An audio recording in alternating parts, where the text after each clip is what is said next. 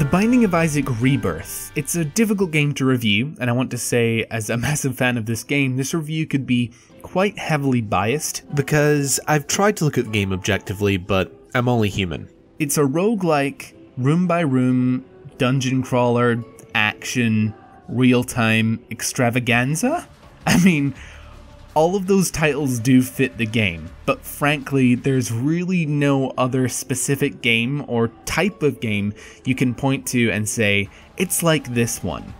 Maybe the closest is the original Legend of Zelda, but even then I find that comparison loose and weird. The game was developed and published by Nicholas and, as the name suggests, is a remake of the original Binding of Isaac developed by Team Meat, the same guys behind Super Meat Boy. While the old game, commonly referred to as vanilla by the vibrant Binding of Isaac community, was made in Flash, which led to huge limitations that I am by no means qualified to talk about for the game.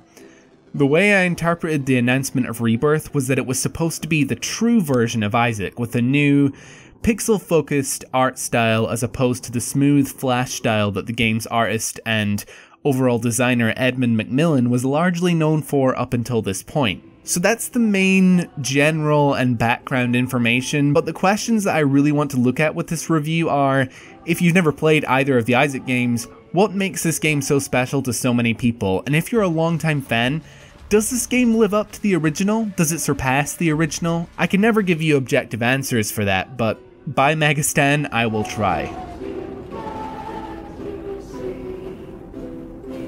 So, the biggest thing you have to consider about the presentation is the pixel graphics. Personally, I think pixel graphics are fine, but does it really fit the Binding of Isaac? It's debatable, but for me, not really. Now, it's almost impossible in my mind to argue that the overall look of vanilla is better than Rebirth. The lighting effects in Rebirth are really nice, and the extra detail that went into the rooms and enemy designs is, for most people, enough to say that Rebirth is a prettier game.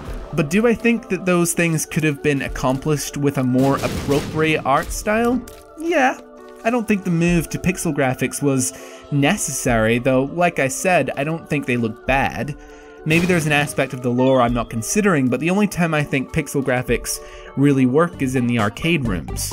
Other than that, the game runs well unlike vanilla, and subtle things like the animations are improved, particles coming off poop when you destroy them and all that lovely stuff. And the actual design of the enemies is disgustingly original. If you've not played the game, I don't want to spoil many of the designs for you because they're fun to find on your own. But the overall, you're playing as a little kid who uses his tears to kill poop monsters and floating tumors, is really unlike anything else, and something tells me there's a reason why it's never been done before. But if anyone would have done it, it's Edmund McMillen.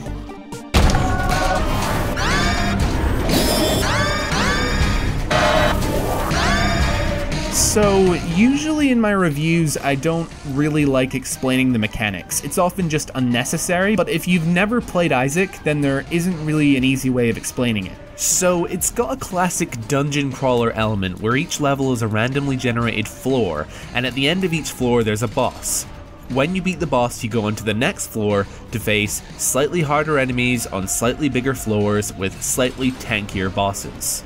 The main hook though, other than the large number of room layouts, enemies, and bosses, are the items. On each floor there's an item room, and in the item room can be one of many items that exist in the game. Each of these items alter Isaac in both a mechanical way and a physical way, usually permanently. Some items are better than others, but every single item in the game can be useful if used correctly and with other items that complement it. This gives the game a really deep kind of strategy where players are forced to adapt to the items they are given on each playthrough. Sure, every now and again you'll get a super overpowered combination that carries you to the end of the game, but the truly satisfying ones are the ones that you make good by the strategic decisions you make in order to maximize your success. There's not a whole lot of skill with the controls required for the game, though it's certainly helpful. Someone with meager mechanical skill can win consistently if they have strategic skill in droves. Isaac is very luck-based, but I think it's more strategic and, smart skill-driven than most people give it credit for.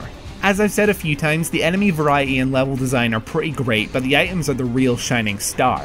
Now, The game isn't perfect. It's been known to have glitches or cause damage to the player when it shouldn't, or have impossible room layouts from time to time, and getting something like that when you're going for a 100 in a row win streak really isn't acceptable, even if it was only once every 1,000 runs. That said, for the price of the game, it's very likely you'll get a lot of enjoyment out of it. If it sounds like something you're into, definitely give it a shot. The other thing that I could go into is the mechanical differences between Rebirth and Vanilla, but honestly, the mechanical differences aren't really big enough for me to give them a real comparison. I mean, some people think that Vanilla is the harder game. Enemies tend to be a little faster and projectiles travel quicker also. One thing that I can say for sure is that Rebirth has more than Vanilla. More items, more enemies, more bosses, even more floors. Honestly, I think Rebirth has Vanilla beat in the mechanics department.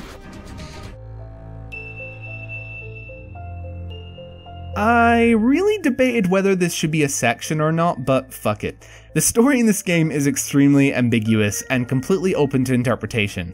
There are a lot of different symbols, some of them are religious, but this game is not about religion really in any way.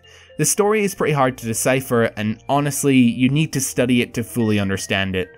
I know that my only real experience with the overall story is through different articles and videos written by people smarter than me who try to interpret it. If you really look into it, you'll see that behind all the crazy stuff, there really are undertones that are compelling, tackling issues that few video games dare to, like abuse and the coping mechanisms children use to deal with it. That said, there is a smaller story that goes on in Isaac, kind of the shallow story that Isaac's main goal is to kill his mother. I suppose I can talk about the atmosphere. I kind of mentioned it earlier, but Edmund's style is just so unique and zany. There's nothing quite like it, though you definitely know you're playing an Edmund McMillen game. But it's not for everyone. I imagine it can turn off someone sensitive to anything semi-offensive. While it's true that the game is not saying anything about religion in general, but instead a child's view of a certain kind of religious upbringing, there is still something offensive about making deals with the devil and items that allow you to literally urinate on Satan. I mean, I digress, I guess? I don't know, I kinda just left this section in for shits and giggles.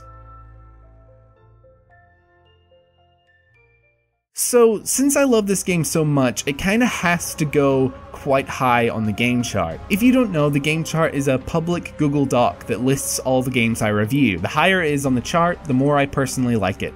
It's there to help you gauge what kind of games I like, which in turn helps you make a decision on whether you should buy it or not. There's always a link to it in the description. So, The Binding of Isaac Rebirth goes above Mass Effect 2 and below Dark Souls. Now, this decision actually surprised myself. It took me a while to decide, but I realized that it might actually be my second favorite game of all time. That's crazy, but it just felt right. Rebirth will also be getting a Rye Seal of Approval. This is basically an award I give games when they do something exceptional or alter the industry, etc.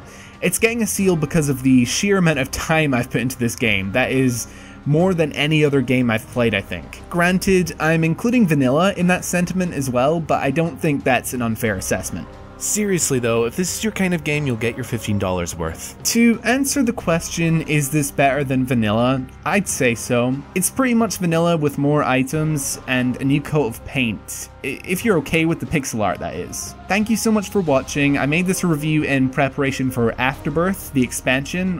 When it's released, I'll probably release a review shortly before things get crazy with Fallout 4. If you feel I deserve it, consider leaving me a like. I also have another series called Show and Tell that is focused on brand new games, so if you want to keep up with that, you can subscribe, though you don't have to. I'm not in this business to guilt trip people. See ya!